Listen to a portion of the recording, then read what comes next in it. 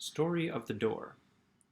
Mr. Utterson the lawyer was a man of a rugged countenance that was never lighted by a smile, cold, scanty, and embarrassed in discourse, backward in sentiment, lean, long, dusty, dreary, and yet somehow lovable. At friendly meetings, and when the wine was to his taste, something eminently human beaconed from his eye, something indeed which never found its way into his talk, but which spoke not only in these silent symbols of the after-dinner face, but more often and loudly in the acts of his life. He was austere with himself, drank gin, when he was alone, to mortify a taste for vintages, and though he enjoyed the theatre, had not crossed the doors of one for 20 years. But he had an approved tolerance for others, sometimes wondering almost with envy at the high pressure of spirits involved in their misdeeds, and in any extremity inclined to help rather than to reprove. "I incline to Cain's heresy," he used to say quaintly. "I let my brother go to the devil in his own way." In this character it was frequently his fortune to be the last reputable acquaintance and the last good influence in the lives of down-going men, and to such as these, so long as they came about his chambers, he never marked a shade of change in his demeanour. No doubt the feat was easy to Mr. Utterson, for he was undemonstrative at the best, and even his friendship seemed to be founded in a similar catholicity of good nature. It is the mark of a modest man to accept his friendly circle ready-made from the hands of opportunity, and that was the lawyer's way. His friends were those of his own blood, or those whom he had known the longest. His affections, like ivy, were the growth of time. They implied no aptness in the object. Hence, no doubt, the bond that united him to Mr. Richard Enfield, his distant kinsman, the well-known man about town. It was a nut to crack for many, what these two could see in each other, or what subject they could find in common. It was reported by those who encountered them in their Sunday walks that they said nothing, looked singularly dull, and would hail with obvious relief the appearance of a friend. For all that, the two men put the greatest store by these excursions, counted them the chief jewel in each week, and not only set aside occasions of pleasure, but even resisted the calls of business, that they might enjoy them uninterrupted. It chanced on one of these rambles that their way led them down a by-street in a busy quarter of London. The street was small and what is called quiet, but it drove a thriving trade on weekdays. The inhabitants were all doing well, it seemed, and all emulously hoping to do better still, and laying out the surplus of their grains in coquetry, so that the shop fronts stood along that thoroughfare with an air of invitation like rows of smiling saleswomen. Even on Sunday, when it veiled its more florid charms, it lay comparatively empty of passage. The street shone out, in contrast to its dingy neighborhood, like a fire in a forest, and with its freshly painted shutters, well-polished brasses, and general cleanliness and gaiety of note, instantly caught and pleased the eye of the passenger. 2 doors from one corner, on the left hand going east, the line was broken by the entry of a court, and just at that point a certain sinister block of building thrust forward its gable on the street. It was 2 stories high, showed no window, nothing but a door on the lower story and a blind forehead of discolored wall on the upper, and bore in every feature the marks of prolonged and sordid negligence. The door, which was equipped with neither bell nor knocker, was blistered and disdained. Tramps slouched into the recesses and struck matches on the panels. Children kept shop upon the steps. The schoolboy had tried his knife on the mouldings, and for close on a generation no one had appeared to drive away these random visitors or to repair their ravages. Mr. Enfield and the lawyer were on the other side of the by-street, but when they came abreast of the entry, the former lifted up his cane and pointed. "Did you ever remark that door?" he asked, and when his companion had replied in the affirmative, "It is connected in my mind," added he, "with a very odd story." "Indeed," said Mr. Utterson, with a slight change of voice. "And what is that?" Well, it was this way, returned Mr. Enfield. I was coming home from some place at the end of the world, about 3 o'clock of a black winter morning, and my way lay through a part of town where there was literally nothing to be seen but lamps. Street after street, and all the folks asleep. Street after street, all lighted up as if for a procession, and all as empty as a church, till at last I got into that state of mind when a man listens and begins to long for the sight of a policeman. All at once I saw two figures, one a little man who was stumping along eastward at a good walk, and the other a girl of maybe 8 or 10 was running as hard as she was able down a cross street. Well, sir, the two ran into one another naturally enough at the corner, and then came the horrible part of the thing, for the man trampled calmly over the child's body and left her screaming on the ground. It sounds nothing to hear, but it was hellish to see. It wasn't like a man. It was like some damned juggernaut. I gave a view halloo, took to my heels, collared my gentleman, and brought him back to where there was already quite a group about the screaming child. He was perfectly cool and made no resistance, but he gave me one look so ugly that it brought out the sweat on me like running.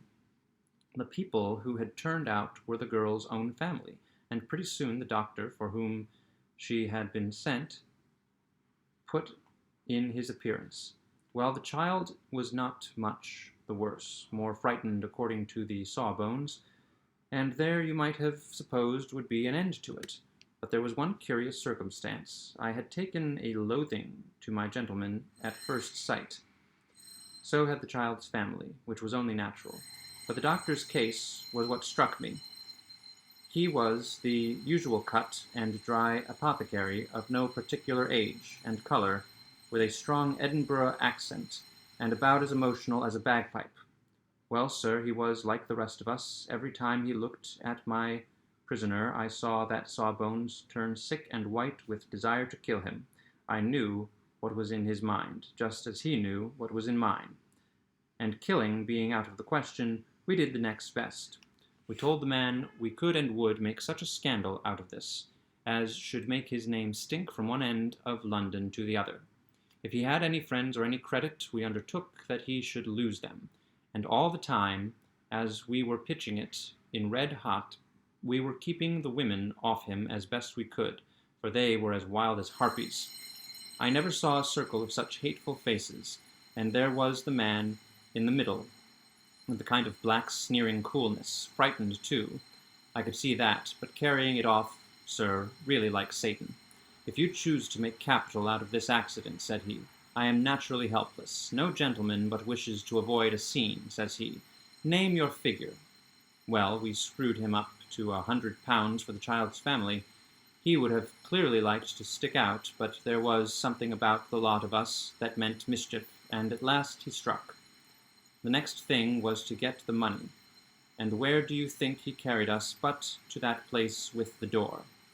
Whipped out a key, went in, and presently came back with a matter of £10 in gold, and a cheque for the balance on Coutts, drawn payable to bearer, and signed with a name that I can't mention, though it's one of the points of my story.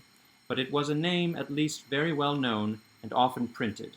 The figure was stiff, but the signature was good for more than that, if it was only genuine. I took the liberty of pointing out to my gentleman that the whole business looked apocryphal, and that a man does not, in real life, walk into a cellar door at 4 a.m.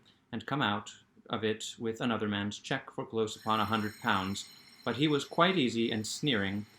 Set your mind at rest, says he. I will stay with you till the banks open and cash the cheque myself. So we all set off, the doctor and the child's father and our friend and myself, and passed the rest of the night in my chambers. The next day, when we had breakfasted, went in a body to the bank. I gave the cheque myself and said I had every reason to believe it was a forgery, not a bit of it. The cheque was genuine. Tut, tut, said Mr. Utterson. I see you feel as I do, said Mr. Enfield. Yes, it's a bad story, for my man was a fellow that nobody could have to do with, a really damnable man. And the person that drew the cheque is the very pink of proprieties, celebrated too, and what makes it worse, one of your fellows, who do what they call good. Blackmail, I suppose, an honest man paying through the nose for some of the chapters of his youth. Blackmail House is what I call the place, with the door in consequence. Though even that, you know, is far from explaining all, he added, and with the words fell into a vein of musing. From this he was recalled by Mr. Utterson asking rather suddenly, "And you don't know if the drawer of the cheque lives there?" "A likely place, isn't it?" returned Mr. Enfield. "But I happen to have noticed his address. He lives in some square or other." "And you never asked about the place with the door?" said Mr. Utterson. "No, sir. I had a delicacy," was the reply. "I feel very strongly about putting questions. It partakes too much of the style of the day of judgment. You start a question, and it's like starting a stone. You sit quietly on the top of a hill, and away the stone goes, starting others, and presently some bland old bird at the last you would have thought of is knocked on the head in his own back garden, and the family have to change their name. No, sir, I make it a rule of mine. The more it looks like Queer Street, the less I ask." "A very good rule, too," said the lawyer. "But I have studied the place for myself," continued Mr. Enfield. "It seems scarcely a house. There is no other door, and nobody goes in or out of that one, but once in a great while the gentleman of my adventure. There are 3 windows looking on the court, on the first floor, none below. The windows are always shut, but they're clean. And then there is a chimney which is generally smoking, so somebody must live there, and yet it's not so sure, for the buildings are so packed together about the court that it's hard to say where one ends and another begins." The pair walked on for a while in silence, and then "Enfield," said Mr. Utterson, "that's a good rule of yours." "Yes, I think it is," returned Enfield. "But for all that," continued the lawyer, "there's one point I want to ask. I want to ask the name of that man who walked over the child." "Well," said Mr. Enfield, "I can't see what harm it would do. It was a man of the name of Hyde." Said Mr. Utterson.